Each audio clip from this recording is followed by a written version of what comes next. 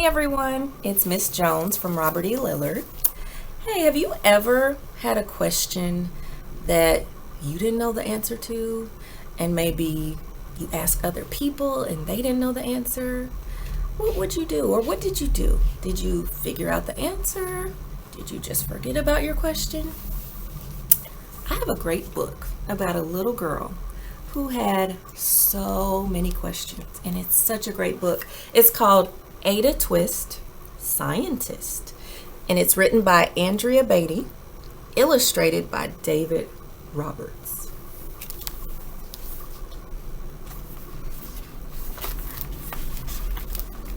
Ada Marie said not a word till the day she turned 3. She bounced in her crib and looked all around, observing the world, but not making a sound. She learned how to climb and made her big break with a trail of chaos left in her wake. She ran through the day, chasing each sound and sight, and didn't slow down till she conked out at night.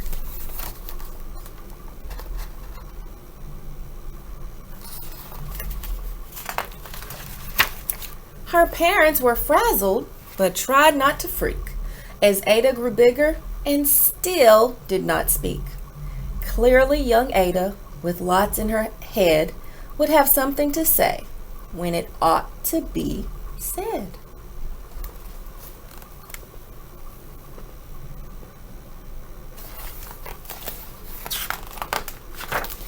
And that's just what happened when Ada turned 3. She tore through the house on a fact-finding spree and climbed up the clock just as high as she could. Her parents yelled, "Stop!" as all good parents would. Ada's chin quivered, but she did not cry. She took a deep breath and simply asked, "Why?"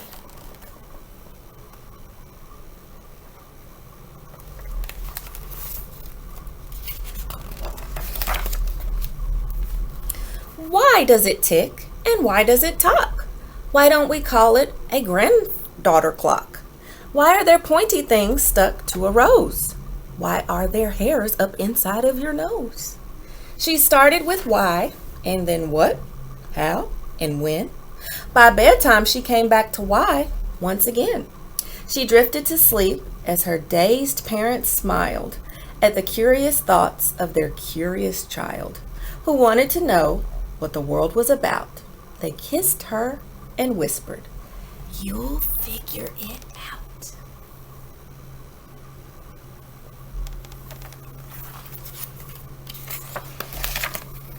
Her parents kept up with their high-flying kid, whose questions and chaos both grew as she did. And look at that. Ada is getting bigger. And wow, look at all those questions. That's a lot of questions. Even Miss Greer found her hands were quite full when young Ada's chaos wreaked havoc at school. But this much was clear about Miss Ada Twist. She had all the traits of a great scientist.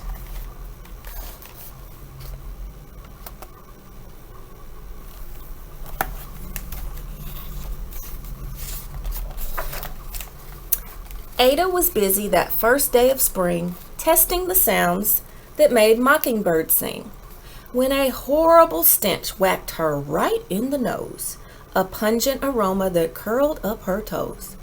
"Zowie!" said Ada, which got her to thinking, what is the source of that terrible stinking? How does a nose know there's something to smell? And does it still stink if there's no nose to tell? She rattled off questions and tapped on her chin. She'd start at the start where she ought to begin. A mystery, a riddle, a puzzle, a quest. This was the moment that Ada loved best.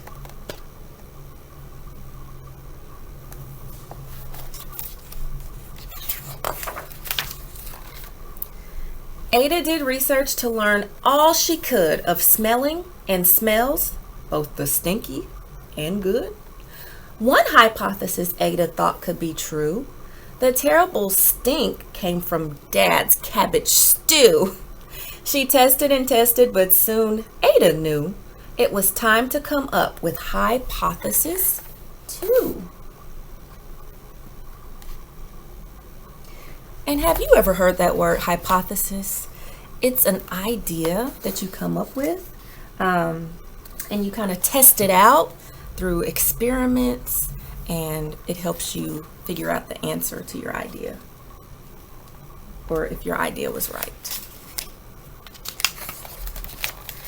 Then, zowie! The stink struck again, just like that. Hypothesis 2, it's caused by the cat. The cat couldn't make such a stink on its own. It needed perfume and some fancy cologne. So young Ada tested. The test was a flop. She started again, but her parents yelled, "Stop!" I bet you can tell why her parents yelled, "Stop!" Ada Marie, to the thinking chair now. By the time we count 3. "Enough!" said her mother. "That's it," said her dad. Her parents were frustrated, frazzled, and mad. "Why?" Ada questioned. Her mother said, "No." "What?" Ada queried. Her father said, "Go. You ruined our supper. You've made the cat stink. Enough with your questions. Now sit there and think." She looked at her parents. Her heart turned to goo. Poor Ada Twist didn't know what to do.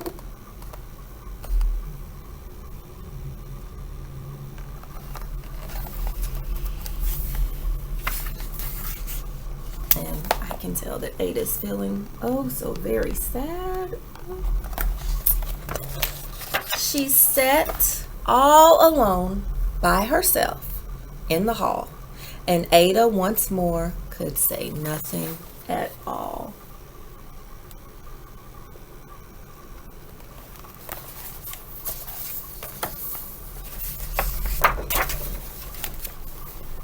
And so she sat, and she sat, and she sat. She thought about science, and Stu, and the cat, and how her experiments made such a big mess. Does it have to be so? Is that part of success? Are messes a problem? And while she was thinking, what was the source of that terrible stinking? Ada Marie did what scientists do. She asked a small question, and then she asked 2. And each of those led to 3 questions more, and some of those questions resulted in 4. As Ada got thinking, she really dug in. She scribbled her questions and tapped on her chin. She started at why, and then what, how, and when. At the end of the hall, she reached why once again.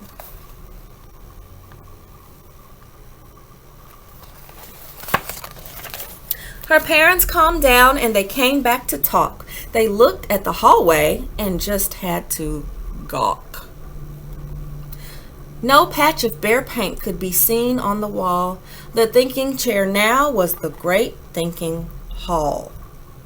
They watched their young daughter and sighed as they did. What would they do with this curious kid who wanted to know what the world was about? They smiled and they whispered, "We'll figure it out."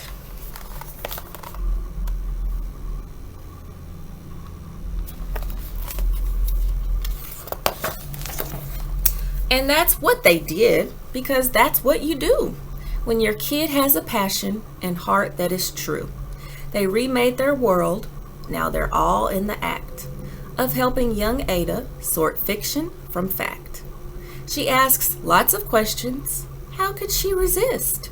It's all in the heart of a young scientist.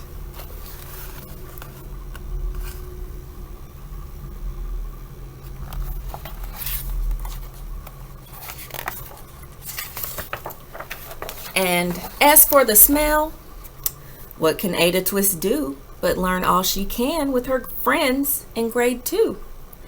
Will they discover the stink that curls toes? Well, that is the question.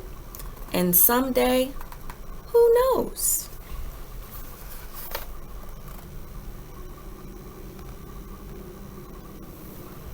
And that is the end.